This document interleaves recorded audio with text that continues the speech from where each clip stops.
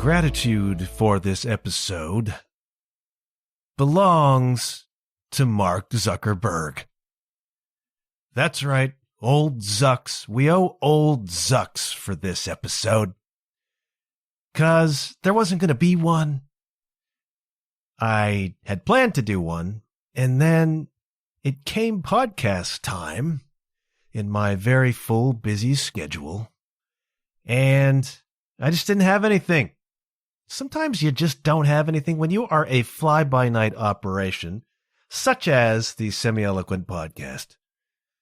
There are times when you just don't have anything, and it's part of my ritual now to have a weekly panic. Weekly panic sets in. The first tremors begin on Monday, and then sometimes on Tuesday, when it's supposed to be recording time, the weekly panic really sets in hard. And so I didn't have anything. Last weekend, I was out on the road for the first time in a long damn time. Out on the road for 4 dates with the Ryan Naismith Band. My first 4 dates with the Ryan Naismith Band. And if any of those members are listening at this moment, I thank you ever so kindly for your patience. Well, I got caught up to speed on the first couple of gigs before more or less delivering on the last couple. We were out. It was a rolling carnival, 3 L-Town bands. Naismith with the great Newport Electric and the great Brother Leeds. And a really fun thing to do. 3 bands out on the road together. Most of us knew each other. A lot of us have played with each other in different outfits, different configurations. And a rolling carnival of really terrific people and a really fun time. And it was edifying for me to be out on the road playing music again. You know, it's been a weird thing. Since COVID, I have struggled somewhat with music. I think a lot of people have who saw what was their projection for music, what they thought music was going to be, utterly disappear in March of 2020 when the first lockdown started. And then music fundamentally went away for a couple of years. I was one of the few lucky ones in 2021.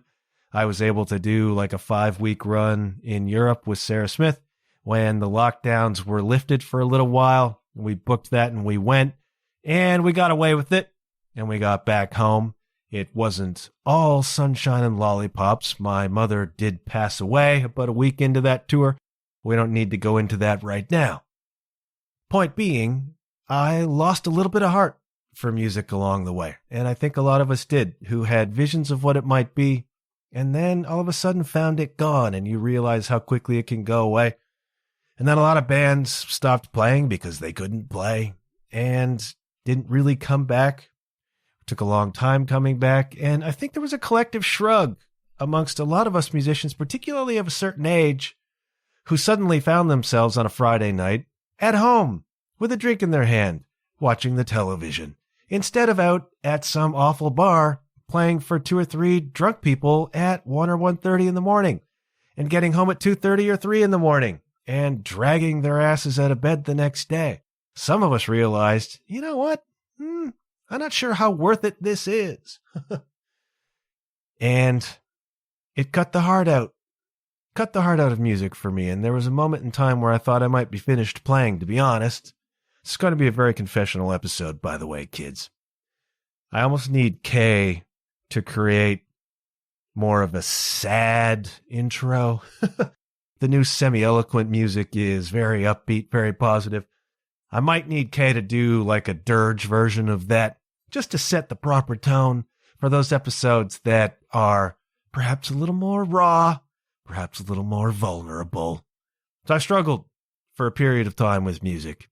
And then, if we're doing true confessions, if we're doing Semi-Eloquent After Dark, which it is as I record this, we're really cutting it close, kids. 9:02 on Tuesday night as I record this. Got to release this in exactly 3 hours. Where was I going with that? I thought for a while, like, I might not come back, like I might be done, you know. But then slowly music pulled me back in, and since the separation a couple years ago, a lot of the heart just went out of a lot of the things for me. This is what happens. Even those of us who have an amicable separation, even those of us for whom it has been as easy as it's possible to be, maintain a very positive, very good relationship with their former spouse. No drama, nobody trying to hurt each other, very conscious. Still takes something out of you. It still takes something out of you to have just a life ripped away. Ripped away is the wrong word, just a life altered. And I went through a period of time where the heart just wasn't there. And I struggled to practice the drums. I struggled to play. I still, at times, struggle to practice the drums, struggle to play. But then you go out and you spend time in the company of just really great people, like the members of the Ryan Naismith Band, like the members of Newport Electric, like the members of Brother Leeds, and just really good people. And we had some spouses on the rolling carnival with us. And it's edifying to spend time in the company of people who are just really good people and fun people and upbeat people and positive people, great players, people who have dedicated themselves to music, people who were all roughly the same age, in our 50s-ish, still out there on the road playing, still out there trying to do this thing. And it bucks you up a little bit. To just spend time in that company. And it was good for me. And I'm glad I did it. But it didn't really land me upon a podcast episode. And so my weekly panic set in, and I thought, you know what? It's okay to take a break. It is okay to take a break. I'm under no obligation here. It's okay as an artist, when you feel as though it's not there, to just step away, do something else. In fact, that's a healthy thing to do. I am not a healthy person. I have this weird commitment to a discipline.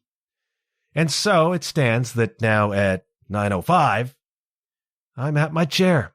And we owe our thanks to Mark Zuckerberg for that. Mark Zuckerberg and his Instagram algorithm. Oh yes, the mighty algorithm, the much maligned algorithm. We owe Zucks and his Instagram algorithm for this episode, because I was out there scrolling today in lieu of having an idea, in lieu of doing anything productive. I was doing the scroll. And again, we're doing true confessions here. And your humble host has been struggling a little bit over the past week, struggling a little bit over the past couple weeks. Partly that's the product of having gone through another bout of back spasms. That's a real bummer when that happens. I had 2 solid weeks of the spasms, and it just puts a lot of things into perspective when you don't have your body, when you don't have your health. And I had to cancel a bunch of pickleball, and then I didn't get to see a lot of people, and I was just kind of holed up in my space. And there you go. I'm again in this position where we're separating. We're selling the house eventually. I am underemployed at the moment and trying to fix that. And there are moments, even those of us who are positive, those of us who are trying hard not to be cynical, those of us who are trying to be spiritual and surrender into the flow of life. And I know I keep hitting you over the head with that because I know it works, but we are also all of us human, are we not? And so you can't always, those of us who are not advanced, those of us who are just normal people trying to find their way through, there are going to come times when you struggle. There are going to come times when you struggle with your enthusiasms. There will come times when you struggle with seeing the hope. There are times when you struggle to believe that things are going to work out okay. Because in the moment, it feels like they're not. In the moment, it feels like they're not moving fast enough. Or in the moment, it feels like the way forward is not visible. And that is when it's very important. Those of us who are prone to anxiety, those of us who have wrestled with the old devil depression somewhere along the way, it's a sinkhole, and it's so easy. It is so easy to get pulled down that hole. It only takes a couple of negative thoughts that you attach to, that you feel emotionally, and then it just begins. The pull down begins. The whirlpool down the turlet begins. And in my life, when I was a little less advanced than I am now, I've fallen prey to that. I've fallen victim to that. And I would go down the hole of anxiety, down the hole of depression, sometimes both, because you attach emotionally to the thoughts you're having. Like life is not working out. Like, what if I never get a job? What if I go broke? What if I wind up homeless? Like all of those people I saw when we played in Ottawa on the weekend. You can begin to panic. You can begin to let those thoughts lead to the emotions that overwhelm you. And then it becomes this self-perpetuating cycle, always downward. If you're not conscious enough, if you're not aware enough, if you're not experienced enough with your dark thoughts to separate from them, you are not your thoughts. You are not the thoughts. You are the person thinking the thoughts. You are the person observing the person thinking the thoughts. You are not the thoughts, but your body doesn't know that, does it? Your body latches on to a feeling of anxiety or a feeling of depression or sadness and needs to justify it. Your subconscious mind is a problem-solving machine. And it's like, I recognize this feeling of anxiety. I recognize this feeling of sadness, and I need to justify it. I need to explain why my body feels this way, because emotions are a very physical feeling. So I feel sick in my stomach over some anxiety, and it's like, I need to justify it. And so it goes looking for justifications. Well, I'm feeling this anxiety because I am unemployed and I'm worried. I'm feeling this anxiety because I'm separated and I have to sell my house and I don't know what life is going to be or where life is going to be or, damn it, how life is going to be. And so you begin to justify the anxiety. It's like, oh, I should have this fear. I should have this depression. I should have this sadness because look at all the reasons. This is just a cycle perpetuating itself. If you get a little bit of savvy, if you get a little bit of experience, you can step back and say, well, no, I'm feeling what I'm feeling. This is probably what triggered it. Being on my back for 2 weeks, not having a social experience. Yeah, I've got legitimate quote unquote problems. I have some challenges here life-wise, but everything's fine. Everything's okay. I have a roof over my head. I have food in my belly. I have friends. I was just on the road for 4 days. Fantastic. I have opportunities. It's like you can begin to shift the thought process. Like, I'm feeling this anxiety. I am not this anxiety. I am not this depression. I am not this sadness. I am feeling these things. I am having those things. They are not me. And you don't need to seek out some justification for them. It's just like they exist. And you can begin to treat that actually as a curiosity. You can begin to treat that as something to inquire into. It's like, why am I feeling this right now? What was the trigger? What can I learn about myself from that trigger? And then you begin to turn this into something far more productive. It's not all of a sudden I'm overwhelmed and in the past I've, let's say, had a panic attack or I've had deep, dark depressions and, oh no, I feel that coming on again. And then you begin to have the panic and then it overwhelms you. You lose control of your rational thought. And I've said before that anxiety is like a possession. Anxiety convinces you that your worst fears are occurring or are imminent. And your brain is so good at concocting that story. Your brain is so good at putting you in that place vividly. And the emotions just ramp up from there. You know, your subconscious mind feels as though whatever it is you're afraid of is happening. 99 times out of 100, it isn't. And it isn't even going to. But your body doesn't know that. Your mind doesn't know that. And if you're not experienced, if you're not savvy, you can very easily get wrapped up in that. You can get sucked down. You can get possessed by anxiety. You can get possessed by depression. You can get depressed by sadness. And it leads to places that are really, really awful. And so you begin to feel that happening and you freak out. You freak out because you fear the fear. As much as what you fear the fear of fearing it. And if you can't pull yourself out of that, you go down the hole again. And the hole is exhausting. And bad stuff happens when you go down the hole. I'm not in danger of going down the hole. I just have recognized over the past couple of weeks a little bit of anxiety. And the road can perpetuate that. You know, we get into dicey situations. We're truck dragging a trailer. We're trying to park it in Ottawa. It's pandemonium. It's traffic. It's chaos. We don't know where we're going. It's one-way streets. It's roads closed. You can get caught up in an anxiety about where are we going to park? Where are we going to put in our gear? How are we going to do all of this? Like, it becomes logistically it can be a real challenge. Fortunately, I'm not responsible for any of that. I help. I do my bit, but it's helpful to be around people who are solid, people who can handle a crisis. And I can too, push comes to shove. But again, that anxiety can brew. And when you're already vulnerable, as I have been a little bit, it can perpetuate, so you feel that a little bit and you're like, okay, I'm feeling it. There's a point in time when I might feel the anxiety and begin to be overwhelmed by it. And then again, my mind comes up with all the reasons I should be afraid right now. And those fears just compound upon themselves and blow you up. I'm a little more savvy now. I can say, I'm feeling this. I can reasonably guess why. And I'm not it. And you don't resist it. What do they say? What you resist persists. So you don't resist the depression. You don't resist the anxiety. You welcome it in. You say, okay, I recognize you're here. You're not me, but you're present. What do you have to tell me? Why are you here? What are you telling me, anxiety? What are you suggesting that I'm afraid of right now? What are you suggesting I'm afraid will happen? Hello, depression. What's not working here? What is it you're trying to tell me isn't working? It's the contrast, like Abraham Hicks says. You come into this world, you experience contrast, which is things that you don't like. I don't like whatever, being broke. Okay, that's a contrast. So what it means, the contrasting thing is you like having money. And so this is a way for you to figure out, I like having money. It's like what you recognize you don't want. The contrast points you at what you do want. And this is a way to reframe the dark feelings you're having. Instead of trying to resist them, instead of trying to numb them or run away from them, inquire into them.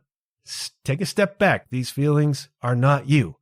They're things that are happening, but you still have authority. You still have autonomy. You still have control. And you can begin to inquire, okay, I'm feeling this. Why?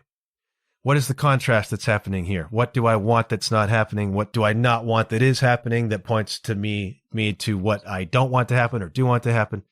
You begin this process of inquiry, it can pull you out. You can begin to be more objective about it.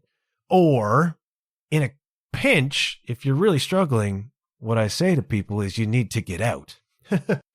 Get amongst other people. Get into real reality, right? Anxiety, depression are false realities.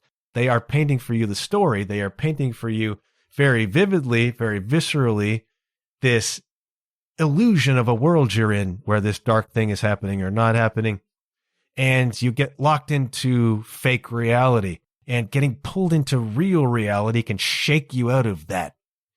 Go out with people. Just find somebody to go have a coffee with and get back into real reality, right? I spent 2 weeks kind of holed up in my house, not really able to go anywhere or do anything. And a fake reality can settle upon you very quickly if you're not paying attention. And one of the cures for that is to get out. Just go have coffee with somebody, go out for drinks, whatever. Go to a party if there is one, accept an invitation, procure an invitation. Get away from fake reality into real reality in a pinch. And then when you've got your bearings a little bit, then you can begin to inquire, why am I feeling this anxiety? What is it telling me that I don't want? What is it telling me that I do want? And is that reasonable? You are always in control if you can maintain your distance from the emotions. Don't hide from the emotions. Feel them. Recognize that they are not you. They are information, and they are telling you things. And so here I am with this certain vulnerability, and then I'm out on the road and I'm not really thinking much about the podcast, and I'm processing some of this stuff, and then it comes down to recording time and I just don't have anything. And so it's like this question becomes paramount, and the question is it better to do no episode or a bad episode? What's the better thing for my audience? No episode or a bad episode? And I was prepared to do no episode, and I didn't feel good about that. I have this weird discipline that I maintain. Got to put out an episode, whether anybody listens or not. It's like I feel an obligation to show up. And I was prepared to not do that. And it settled heavily upon me. I will confess that to you right now. I haven't been feeling good. And that didn't help. It didn't help that I didn't really have anything. After last week doing what I think was a pretty good episode, and I got some really wonderful positive feedback upon that episode. How to be less cynical. And shout out to you, Jess. Thank you for your kind words and for sharing. And it's nice, warms my cockles when something hits. You know, I do this so much in a silence, which also weighs upon me sometimes. But it was nice to hear that that episode did well. And then it's like, okay, maybe I can build some momentum from that. Maybe I can get on a roll like Katie Pasco. And then you kind of show up and nothing. And then you have to give yourself some grace. You know, it's like, okay, it's not there. It's not the end of the world if you don't do an episode. Nobody's paying for this right now. You have no obligation to anyone. Just you and perhaps your ego and this weird, like your Duolingo streak. The reason I'm still doing German is because I got an 1,100-day streak going and I don't want to break it. And thank you to everybody who sent me streak freezes to cover my ass during that period. Sometimes I just do it to keep doing it. You know, it's like gritting your teeth. And I'm not sure that produces the best stuff. I'm not sure off the cuffing it like I am right now produces the best stuff either, but here we are. And so we can thank Zux. We can thank Zux because he gave me one little shred, one little piece to hold on to. And the piece that he gave me via the Instagram algorithm is a song that is already a contender for Song of the Year. The Semi-Eloquent podcast Song of the Year, already a contender. And that song showed up in my algorithm. It is Monsters by an artist, a band called Mountain Boy. And that's just showed up as an ad. So let this be a lesson to all you bands out there. It would appear that posting an Instagram ad about your single is effective. And it's just like maybe a little video clip, 30 seconds, whatever. Here's the song that's playing, out now, check it out. I'm getting a bunch of these now because you only have to click on one, right? You click on one anything and the algorithm floods it, absolutely floods it into your feed, right? So I clicked on somebody's ad for a song at some point, and now every other ad I see is a new song, and that's actually really cool. And, according to the evidence, effective, because this song, Monsters by Mountain Boy, popped up in my feed. And it's the reason that I'm doing this episode, because it's so friggin' good. It's already on the radar for Song of the Year. And it's so timely and so relevant. And, man, bless the universe for that. Here are the lyrics to Monsters by Mountain Boy. Mountain Boy is a band from New Zealand. Indie pop, reminiscent of the war on drugs, reminiscent of the paper kites, reminiscent of the wilderness of Manitoba. And if you've been listening for any length of time, you know that that is up my frigging alley. Monsters by Mountain Boy. In the middle of the night when you call me, are you thinking about your stories and what you contain? See, I used to dream just like you about monsters and what they could do. It's always the same. Yeah, it's always the same. When your heart beats right out of your chest and you wake up all drenched in sweat, I know it well. And I promise there will come a day when you look up to the sky and say, it was worth it. When the demons come to creep and they're skipping around your mind, don't wish it away. Don't let it steal your light. Because they just want to stop you dreaming about your life. And if there's one thing I know about you, babe, it's that you've got fight. Honey, ain't that right? Yeah, you've got fight. A song about anxiety. A song about dark thoughts. A song about depression. At a time when I'm vulnerable to those things. And ain't that just like life? And even if the song was about clowns and red balloons, it's friggin' brilliant. It's just one of these very war on drugs songs. And I think maybe in the ad it talked about war on drugs. It might have highlighted that. As you know, the War on Drugs is one of my favorite bands of all time. And I just love that band so much. And yeah, this song reminded me of it. You know, it starts off, it's so moody, so dark, so evocative. It made me teary. It's made me teary a couple of times because, again, I'm in a state right now. And it's a sad damn song. It is a sad song. And sad songs say so much. are so useful as a catharsis, as an emotional release, a sad song. Like many a time I've been on the cusp of a dark time, and I've gone down and I've played Fake Plastic Trees by Radiohead, let's say, on the drums, or something else that's kind of longing and emotional and evocative. And you can just pour so much into music as you play it, as you listen to it, as you experience it. Such a great release. And this song has been really helpful for that. But I just find it really, really timely that there's this song about anxiety and depression from the perspective of, I see you having this experience, and I want you to know that I've had this experience, and I can see the fight in you. And that's kind of the message. I guess the message of this episode is that you can feel as though you're alone in these things. You can feel as though you're alone in your anxiety. You can feel as though you're alone in your depression or your sadness. You can feel like nobody understands. And the truth is, lots of people do. I doubt there's anybody listening to this podcast right now who has not experienced a season of anxiety or a season of depression or a season of fear or a season of sadness. And the message of the song is that I see you. I see you and I got you and I'm here for you. And the reality is, everybody's got someone. One of the things that anxiety will do, one of the things that depression will do, is keep you from reaching out. Convince you that you're a burden to people, or nobody wants to be around you, or nobody wants to help you. And it's just not the case. And this song illustrates that. And it's really insightful, you know. It starts off with just this really sad, clean guitar and a kick drum.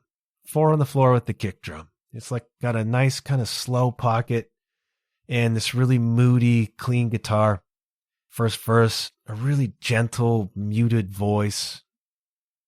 It's this cat called Aaron Clark, who is the driving force behind this band. Really nice voice, really gentle, and just really understated, really muted. And it's sad. I'm not going to lie to you, bro. It's sad, but it's so evocative. Such a great vehicle, tool for pulling out emotion. And he's just singing that first verse. In the middle of the night when you call me. So somebody reached out. That's good. Are you thinking about your stories and what you contain? There it is, right? The stories we tell ourselves. The stories we let our anxiety tell ourselves. The story we let our fear, our depression tell ourselves about what's going on. That is fake reality. That is 99 times out of 100 not the real story. I did an episode of the old John Huff podcast a few years ago. What's the story? What's the truth? We tell ourselves these stories about other people, about ourselves, about life, about whatever. But what's the actual truth? One of the most important things you can do as you evolve is learn to separate story from truth in reality, right? Middle of the night when you call me, are you thinking about your stories and what you contain? See, I used to dream just like you about monsters and what they could do. And it's everywhere, man. Like I'm thinking about getting rid of Threads again. Because every time I go on Threads, it's something political. It's something scary that's going on in the States. It's something that reeks of fascism. It's some threat to my country, some threat to some other country, some other heinous law that's happening, some other wild thing that's going on. And it's just fear, you know, and it's fear and it's rage and it's outrage. And I need to train my algorithm more towards spirituality. I've been making a point of Ram Dass again lately. That's my go-to. When I'm having dark feelings, I go to Ram Dass, and his voice soothes me. There's just power in his words, just the sound of his voice. Dream like you about the monsters, and it's always the same, and it's always the same.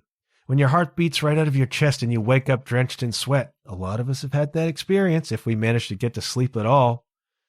I know it well. And I promise there will come a day when you look up to the sky and say it was worth it. Damn it, I hope that's true. And I can say that it is. I can say that it was. You know, a lot of what I've talked about over the past 5 years on this podcast, 5 years, 6 years, has to do with anxiety, has to do with depression. And I know for a fact that it's helped other people. And so I've learned a little bit to be able to handle this stuff. I've learned some insight about it. The whole crucible of music that I went through, where I was learning to deal with ego and attachment and fear and not being good enough and learning self-confidence Very, very difficult. A lot of depression, a lot of gallbladder attacks, a lot of anxiety that happened. Can I look at it and say it was worth it? Yeah. It was worth it to have evolved to this level, to have been able to cultivate some insight on this stuff and then be able to share it and know that the sharing has made a difference for people out there. Yeah, it was worth it. Stuff that I needed to go through to evolve into the person that I came here to become. And, as I've said, quoting Philip McKernan, your greatest gift lies next to your greatest pain. My pain has been anxiety. My pain has been self-doubt. My pain has been depression, fear. And my greatest gift, therefore, is the ability to help other people through that. And part of this coaching practice that I'm considering getting off the ground has to do with helping people deal with that, deal with their self-doubt, deal with their fear of not being good enough. Because I've had the experience, just like the writer of this song. I've been there too. That first verse is really quiet, and they make such effective use of cymbal swells. I know that's a subtle thing, but it's just kick drum and then cymbal swells. And somewhere in the studio, they got their hands on what I'm guessing is a big, thin, dark, trashy crash cymbal. And whoever's playing these cymbal swells on it, so effective. One of the things I'm trying to add to my playing is more cymbal work. Bell of the ride cymbal for effect. The edge of the cymbal. Just tapping stuff, just little effects, little textures that run through. I'm trying to add that to my playing because I can't play fast. So maybe I can do cool textural stuff if I can't play fast, Very effective here. And then it comes to the end of that verse and you think it's going to explode into something, and it doesn't. It just kind of pulls back again, back into that clean guitar lick. Some nice lead comes in, very reminiscent of Adam Grandiseel in The War on Drugs. Really effective. That second verse, the one about drenched in sweat, there will come a day. And then into the chorus, finally, when the demons come to creep and they're skipping around your mind. Don't wish it away. Don't let it steal your light. That's right. Don't hide from it. Embrace it. Welcome it in. Ask it questions. Why are you here? What are you protecting me from? What are you telling me is not right that we need to change? Don't hide from it. What you resist persists, because they just want to stop you dreaming about your life. They do. They want to keep you small. That can be they, a collective they on the outside. Political thing, that can be they on the inside, those monsters. The ones of your own creation, in your own mind, in your own story, in your own subconscious, in your own fake reality. They want to stop you dreaming about your life.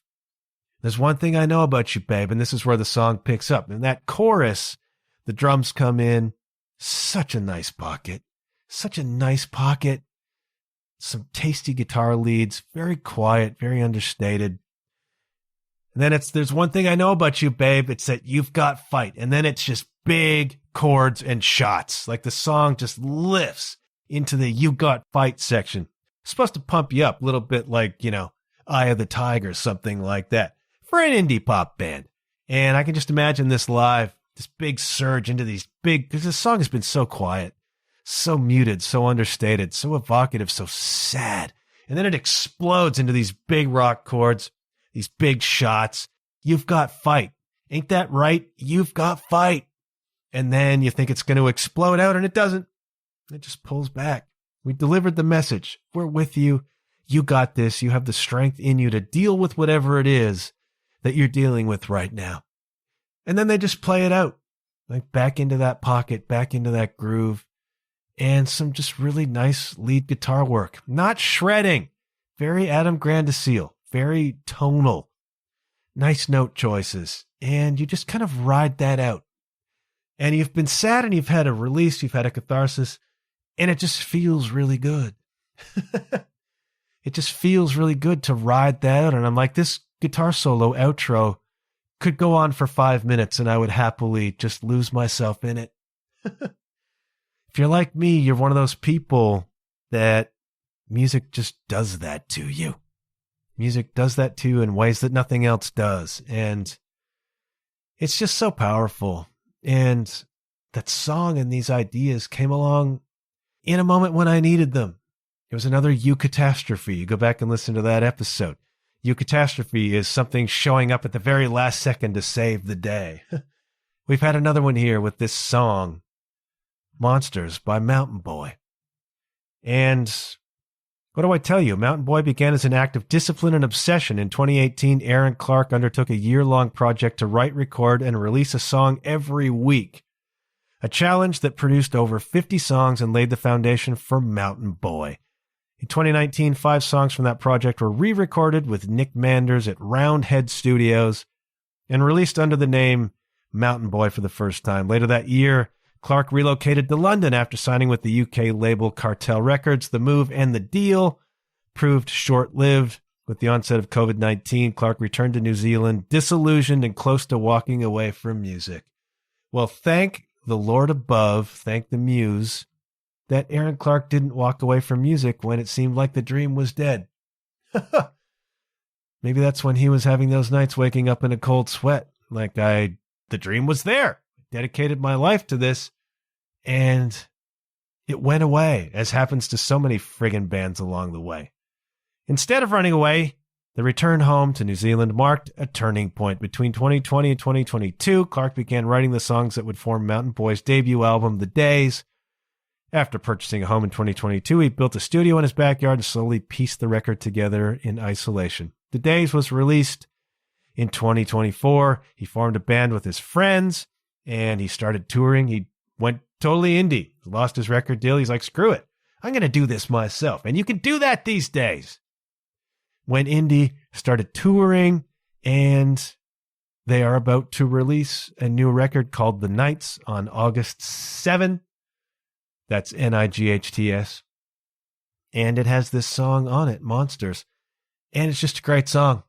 It's a great song, and I can already tell this is a band that I'm just going to really like, that I'm going to pay attention to. I talk about music on this podcast that I like, and I like to do new music when I can, especially stuff you maybe haven't heard. And it's usually for me, I hear the single, I like the single. Once in a while I go back to the single, but I kind of lose sight of the band from that.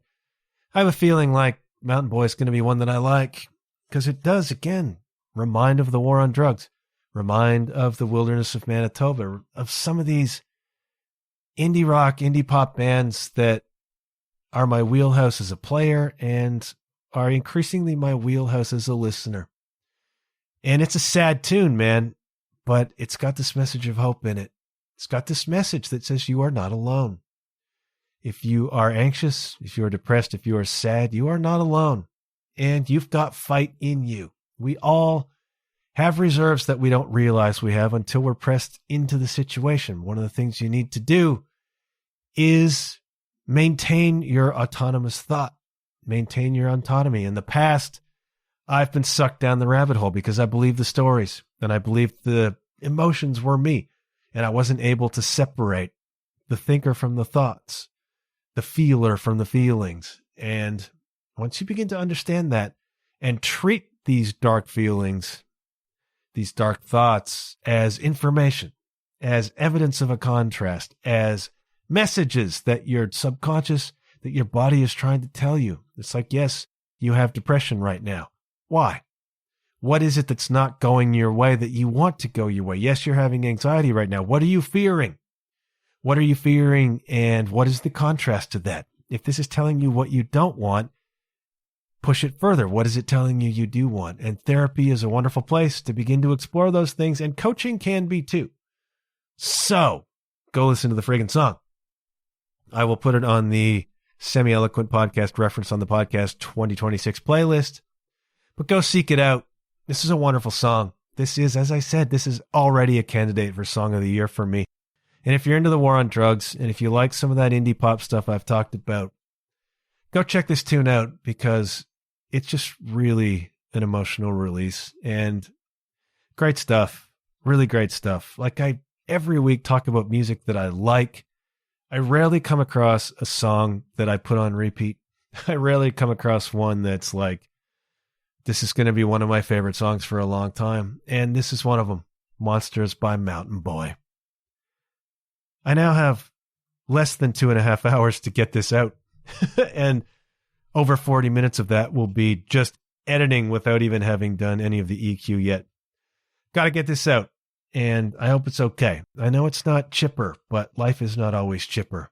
You know, sometimes You need your favorite podcaster to say, by the way, I'm vulnerable too. And I know I present positively, and I try to maintain that. And I try to maintain a spirituality, and I try to flow with the universe. But like Lee Aaron sang, we're only human. Probably my favorite Lee Aaron song. And sometimes I need to come on here and just tell you the truth. You know, there are going to be times in your life when you have anxiety. There are going to be times in your life when you don't feel great.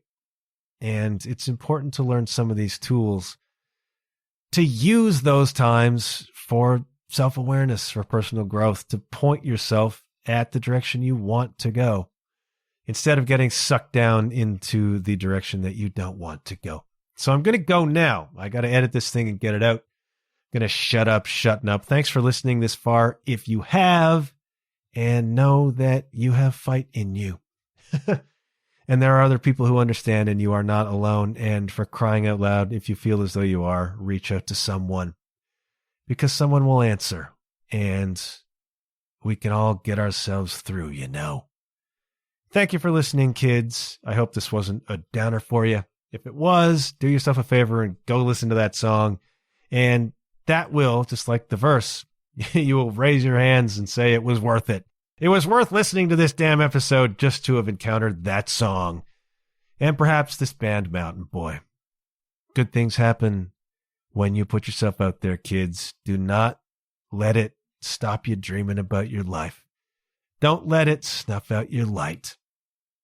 Thank you for listening. I will talk to you again soon. And please do take care.